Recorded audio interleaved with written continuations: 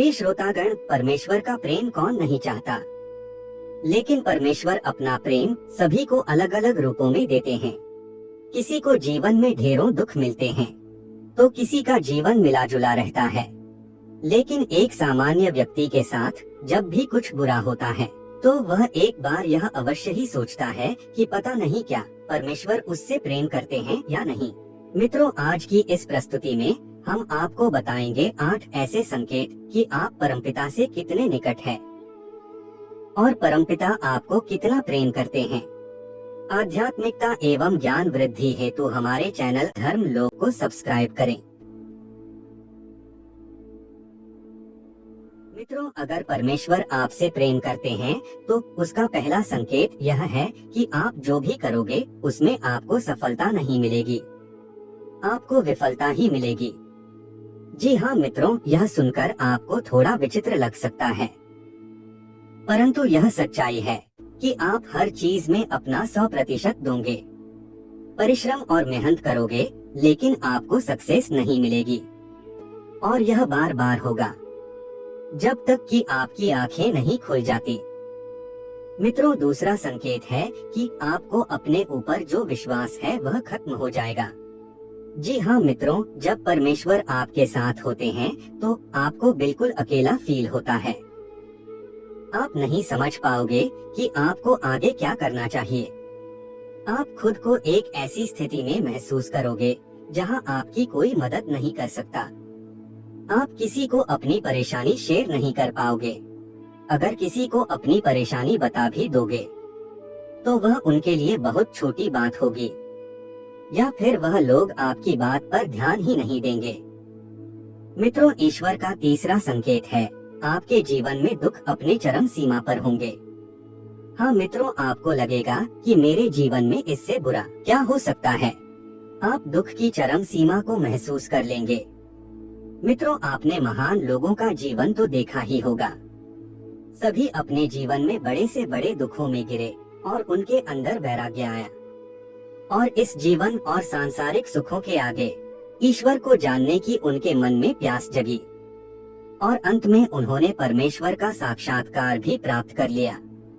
मित्रों, इन दुखों से मनुष्य टूट तो जाता है, लेकिन इन दुखों से ईश्वर के प्रति प्रेम भी विकसित होता है। वह यह समझ जाता है कि संसार में सारे सुख तो नहीं है, कुछ तो ऐसा है जो इस संसार से परे है, और वह शायद ईश्वर ही है। दोस्तों, ईश्वर हमें सबसे पहले हारना सिखाते हैं, क्योंकि जब तक आप हार को नहीं समझोगे, आप जीत को भी नहीं समझ सकते हो। मित्रों, चौथा जो संकेत है वह है जब आपकी सारी उम्मीदें टूट जाएगी, तब आपके भीतर एक खोज शुरू होगी। यानी आपके भीतर की, आपके अंदर की एक रिसर्च शुरू होगी। इससे आप खुद को ही परखोगे, अपनी कमियों और खामियों की जड़ तक जाने का प्रयास करोगे। अपने जीवन में जो कुछ भी खो दिया है या जिसमें भी विफल हुए हो, उसका कारण ढूंढोगे। आप खुद से सवाल करोगे। मित्रों, यही वह वक्त होता है जब आप अपने अंदर से, आत्मा से जुड़ने लगते हो और आपके जीवन में एक नया बदलाव आता है। दोस्तों, पांचवा संकेत है आपके चरित्र में, आपके व्यक्तित्व में बदलाव आता है। मित्रों, जब आप खुद से जुड़ने लगते हो तब आप खुद को और अपनी खामियों को समझने भी लगते हो। इससे आप खुद को बदलना और तराशना शुरू कर देते हो। आप पहले से ज्यादा शांत, स्थिर, चीजों को गहराई से समझने वाला बनने लगते हो। मित्रों, जब भी हम ईश्वर की राह में जाने लगते हैं, तब वह सबसे पहले हमारे अंदर परिवर्तन लेकर आता है, ताकि हम उसकी भाषा को समझ सके। मित्रों, जब तक हम परमेश्वर के गुणों को नहीं समझ सकेंगे, तब तक हम ईश्वर और उसके प्रेम को भी नहीं समझ सकेंगे।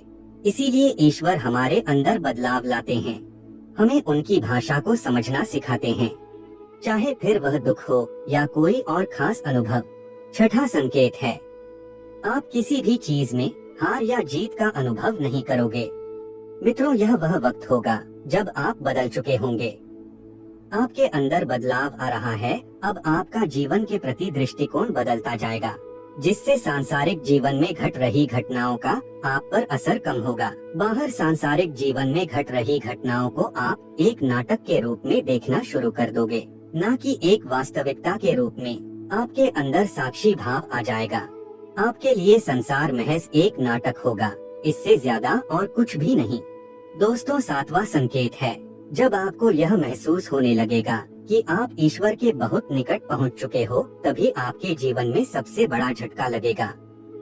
मित्रों, यह परमेश्वर की सबसे कड़ी परीक्षा होती है।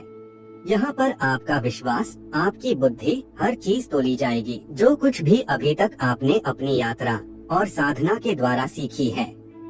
इस वक्त आपके जीवन में ऐसी ऐसी परेशानियाँ, दुख या फिर इतना ज्यादा ऐशो आराम आ जाएगा कि आपको वाकई लगेगा ईश्वर तो कुछ भी नहीं है, वह केवल एक झूठ है, एक भ्रम है। यह समय सबसे अधिक धैर्य का होता है। अगर इस समय आप अपने पद से विचलित नहीं हुए तो 8वें संकेत के रूप में या तो ईश्वर खुद आपके समक्ष प्रस्तुत हो जाते हैं, फिर चाहे वो किसी भी रूप में हो। दोस्तों, यह 8वां संकेत ऐसा होता है जिसे शब्दों में व्यक्त नहीं किया जा सकता। इस स्थिति पर पहुंचने पर आपके मन में लेश मात्र भी संशय नहीं रह जाएगा कि ईश्वर आपके साथ नहीं है। आपको हर पल ईश्वर का और उसके आपके साथ होने का एहसास होगा। आप इस अनुभूति को पाकर मदमस्त रहेंगे और आपको ऐसी शांति और आनंद की अनुभूति होगी जिसे शब्दों के द्वारा तो नहीं कहा जा सकता है। मित्रों, यह बातें आपको कैसी लगी हमें कमेंट करके बताना ना भूले। और ऐसी ही मूल्यवान जानकारी के लिए आप हमारी चैनल धर्म लोक को सब्सक्राइब कर सकते हैं। धन्यवाद।